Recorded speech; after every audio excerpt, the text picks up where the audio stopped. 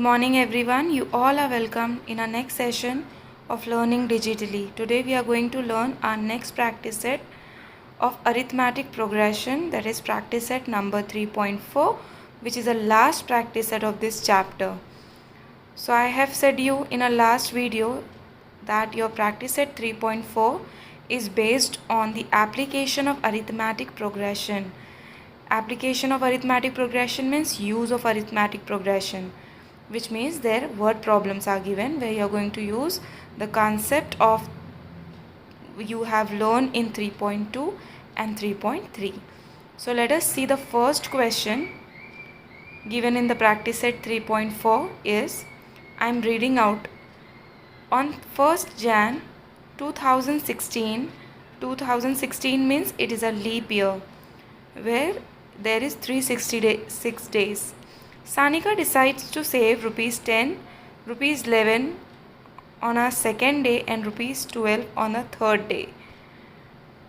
If she decides to save like this, then on 31st December 2016, what would be her total savings? On a 1st Jan, she saves 10 rupees, next day 11 rupees and again on next day 12 rupees.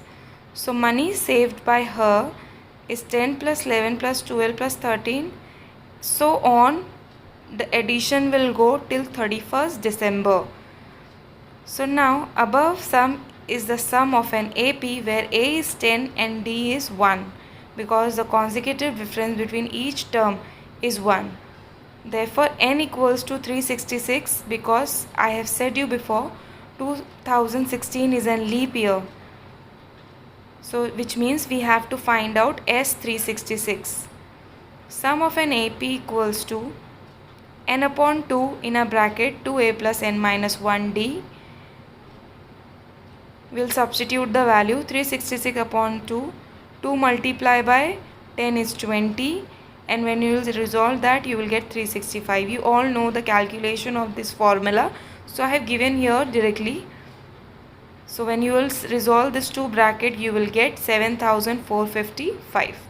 So which means she saved 7,455 rupees till the end of the year. We'll move on to the next question. A man borrows 8,000 rupees and agrees to repay with total interest of 1,360 rupees in 12 monthly installment. Each installment being less than preceding one by rupees 40. Find the amount of the first and last installment, which means you have to calculate the first term and the last term. First term which means the value of A and last term means the value of Tn. Here the amount of money that a man borrows is rupees 8,000 and the interest he has to pay is rupees 1630, which means the total money he has to pay is the addition of principal plus interest, that is 8,000 plus 1360 equals to 9360. Since he has to pay in 12 installment with a difference of 40 in each installment, then it will be form of an AP.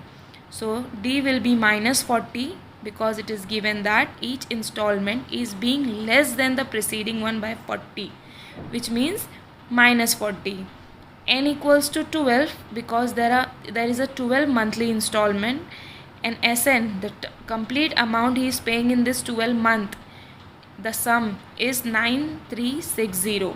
We have to find out the value of A and Tn. Your A will be the first installment and Tn will be the last installment. Therefore, Sn is equals to n upon 2 2a plus n minus 1d. 9360 equals to 12 upon 2. Then we are going to substitute rest other value. A will be as it is because A we are finding out. 9360 is equals to 12 upon 2 is 6. 2a as it is. 12 minus 1 is 11. 11 multiplied by minus 40 is minus 440. So you can open the bracket now. 9360 minus will go on that side. 6 is divided, therefore 2a will become 1560 plus 440, that is 2000. Therefore, A equals to 1000, which means the first installment that man paid is 1000 rupees. Now we are going to find out the last installment, which means Tn. We are going to put the value. 1000 minus 440 is 560. So therefore the first installment is 1000 rupees and the last installment is 560 rupees. Here in the word problem, after reading out the question, you have to understand what exactly is given and what exactly we have to find. Then you have to relate that particular concept with the formula and understand which term is asked. Now we'll see question number 4. Question number 3 I have given you as a homework to solve, to practice it and then copy down in the fair notebook. There is an auditorium with 27 rows of seats. There are 20 seats in the first row, 22 in the second row, 24 seats in the third row, and so on. Find the number of seats in the 15th row and also find out how many total seats are there in the auditorium. So number of seats in the 15th row means you have to calculate T25. And how many seats are there in the auditorium means addition of all the seats, which means sum. So how many rows are there? 27, which means you will calculate S27. So let us see the calculation. The numbers of seats are arranged row wise are as follow: 20, 22, 24. So the above sequence is an AP, where A equal to 20 and D equals to 2 and N equal to 27 because there are 27 rows. So Tn is equals to A plus N minus 1D. It is asked to us that how many seats are there in the 15th row. So T15 equals to 20 plus 15 minus 1 multiply by 2. It will be 20 plus 14 multiply by 2. 20 plus 28. 14 2s are 28. So in a 15th row, there are 48 seats. Now we are going to find how many seats are there in the auditorium, which means we are finding Sn. So S27 is equals to 27 upon 2, 2 multiplied by 20 plus 27 minus 1 multiplied by 2, 40 plus 26 multiplied by 2, 40 plus 52, 26 multiplied by 2 is 52. Then we are going to add it. You will get 27 upon 2 multiplied by 92. 92 and 2 can be divisible. So 27 multiplied by 46. Therefore, 1242 seats are there in the auditorium. Total seats in the auditorium are 1242. Now we'll see the next question. Kargil's temperature was recorded in a week from Monday to Saturday. All readings were in an AP. The sum of temperature of Monday and Saturday was 5 degrees more than the sum of temperature of Tuesday and Saturday. If the temperature of Wednesday was minus 30 degrees Celsius, then find the temperature on the other 5 days. Okay. So you will see the two conditions are given over here. First condition is sum of temperature of Monday and Saturday was 5 more, means 5 plus the sum of temperature of Tuesday and Saturday. And the second condition given was if the temperature on Wednesday is minus 30. You have to find out the temperature of other 5 days. In your question it says that all readings were in AP.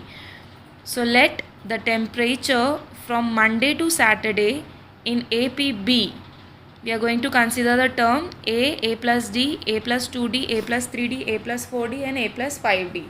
Which means the temperature on Monday will be A, Tuesday will be A plus D and so on till Saturday. So 6 days temperature we are going to find leaving Sunday.